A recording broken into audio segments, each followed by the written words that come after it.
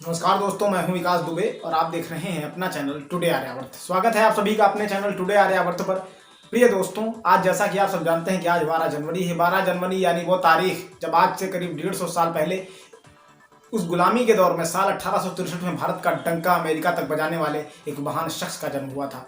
वो तारीख जब दुनिया को भारत की आध्यात्मिक शक्ति का लोहा मनवाने वाले एक महान नायक का उदय हुआ था, और वो तारीख जब अमेरिका की धरती पर खड़े होकर वसुधैव कुटुंबकम का संदेश देने वाली एक महान शख्सियत का जन्म हुआ था। जी हाँ दोस्तों, हम बात कर रहे हैं एक महान व्यक्तित्व की, एक प्रेम की प्रतिमूर्ति की और पूरे विश्व को ही अपना परिवार मानने वाले एक महानता के उपासक की।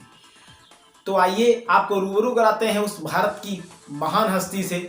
परतंत्रता की बेड़ियों में जकड़े हुए भारतवर्ष की ये तारीख थी 12 जनवरी, और वो साल था 1863, जब कलकत्ता के कुलीन कायस्थ परिवार में पिता विश्वनाथ दत्त व माता भुवनेश्वरी देवी की कोख से एक पुत्र का जन्म होता है, जिसका नाम था नरेंद्र नाथ दत्त। लेकिन कौन जानता था कि यही बालक आगे चलकर स्वामी विवेकानंद के नाम से न सिर्फ भारत बल्कि पूरी दुनिया में विश्वविख्यात होगा।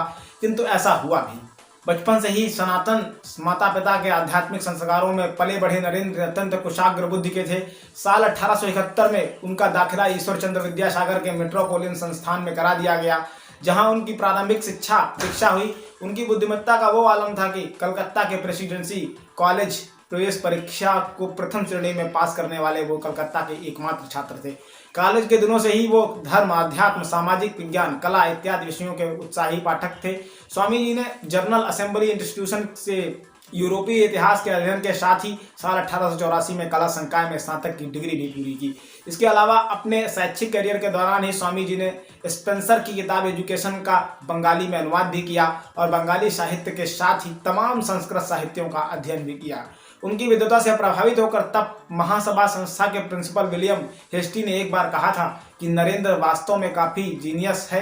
मैंने काफ़ी विस्तृत जगहों पर यात्रा की है, किंतु मुझे नरेंद्र जैसी प्रतिभा वाला बालक एक भी नहीं मिला है। स्वामी जी अपने गुरु रामकृष्ण के प्रति काफ़ी गहरी निष्ठा रखते थे, यहाँ तक कि उन्होंने अपना पूरा जीवन अपने गुरु की सेवा में समर्पित कर दिया था। अत्यंत दयनीय व रुग्ण अवस्था में भी अपने गुरु की सेवा करने वाले व मृत्यु तक गुरुदेव रामकृष्ण परमहंस का दामन न छोड़ने वाले भी स्वामी विवेकानंद ही थे।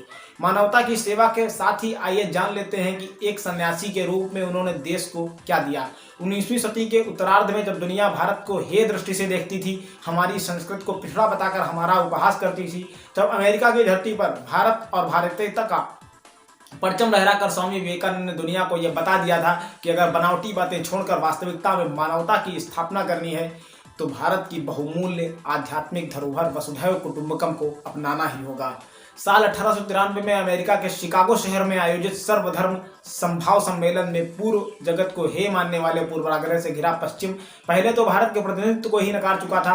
किसी ने हमें असभ्य कहा, किसी ने हमें पिछड़ा होने का सर्टिफिकेट दिया, तो किसी ने कहा कि ये क्या बोलेंगे। लेकिन जब अंतिम मौके के रूप में सिर्फ 2 मिनट का समय देकर भारत के प्रतिनिधि के रूप में स्वामी जी को आमंत्रित किया गया, तो जैसे ही मां भारती के इस लाल ने मेरे प्रिय अमेरिकन भाइयों और बहनों के उद्बोधन के साथ अपना भाषण शुरू किया, वैसे ही लेडीज एंड जेंटलमैन की तारीख को गवाह मानता आया अमेरिका का वो हाल अचानक से तालियों की गड़गड़ाहट से गूंज उठा। भारत को पिछड़ा कहने वाले पीछे के रास्ते से गायब हो गए। वहां अचानक से इंडिया इंडिया के स्वर गूंजने लगे, और ये क्या बोलेंगे कहने वालों का भी दिल उनके शुरुआती उद्बोधन ने ही जीत लिया। अपने उद्बोधन में स्वामी जी ने दुनिया को वसुधैव कुटुंबकम का संदेश देते हुए कहा कि सारा विश्व ही हमारा परिवार है। जिस तरह से सभी नदियां एक दिन समुद्र में मिल जाती हैं, उसी तरह सभी धर्म संप्रदायों से निकले हुए लोग एक दिन उसी परमात्मा में विलीन हो जाते हैं। अतः हमें बार बार हिंसा का शिकार होती पृथ्वी को बचाने के लिए धर्मांधता, सांप्रदायिकता व हठधर्मिता को त्याग कर संपूर्ण मानव जाति के कल्याण के लिए कार्य करने की जरूरत है, ताकि विश्व में शांति व सद्भाव की स्थापना हो सके। हालात ये रहे कि श्रोताओं की मांग पर सभा का समय 2 बार तक बढ़ाना पड़ा। अगले दिन ये अमेरिका के अखबार भारत से आए हुए एक सन्यासी ने बाधा समा जैसी हेडलाइन से पट गए। अपने अमेरिका में अपने लाखों अनुयायियों के बीच में 3 वर्ष तक रहे। वहाँ के मीडिया ने उन्हें साइक्लोनिक हिंदू सन्यासी की संज्ञा दी। इस ऐतिहासिक भाषण से स्वामी जी ने वाकई भारत को विश्व पटल पर लाकर रख दिया था, जिसके लिए हम उनके सदा आभारी रहेंगे।